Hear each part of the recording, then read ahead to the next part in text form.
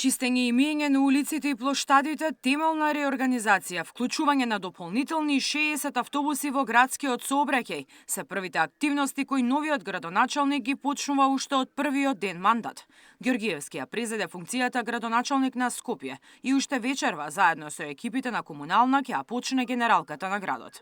Во функција веќе ставил дополнителни камиони за собирање смет. Почнувам со првата работа што ја ветив на граѓаните, тоа е градот да го ослободиме и да го вратиме на граѓаните со демонтажа на тие рампи кои што беа пред влезот на градот Скопје.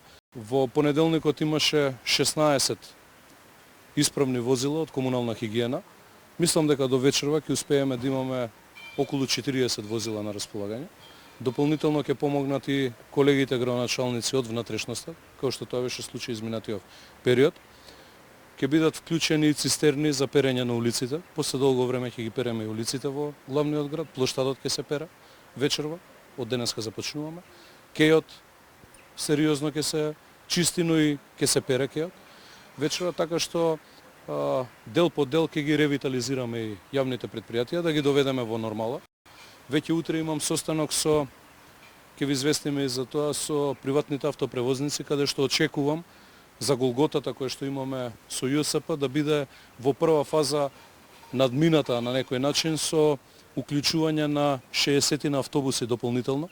Ѓоргиевски најави чистка и во јавните предпријатија, каде голем број луѓе земале плата, а воопшто не се појавувале на работа. Веќе дадов насоки на дел од моите соработници, кои што се во комуникација со директорите на јавните предпријатија, да се утврди да сите оние кои што правеле злоупотреба на своите работни места, а биле плаќани од граѓаните, особено оние за кои што имам информации, а вечер ќе давам и детали за тоа, кои што не оделе на работа, а земале плата, без тактизирање, без при тоа се зема во предвид кој од каде доаѓа, политичка партија, вера, нација и се останата, да бидат отстранети уште денес во голем број од работа. За именувањето на нови директори Велики извести во следните денови. Приоритет, како што рече, му е да се сретне со сите сектори за да добие вистинска слика за состојбите кои итно мора да се решаваат. Примопредавањето траеше околу 1 час, а Ѓоргиевски ја испрати Арсовска со букет цвеќе. На средбата, освен преземањето на потписот, рече дека не зборувале за ништо суштинско. Арсовска ниту на заминување не ја испочитува јавноста и не застана пред камерите.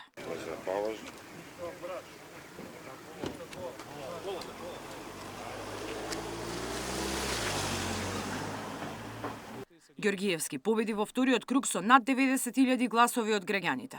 Функцијата ја презема со големи ветувања, но и јавни предпријатија во речиси целосен колапс. Мирена Давидовска, Сител телевизија.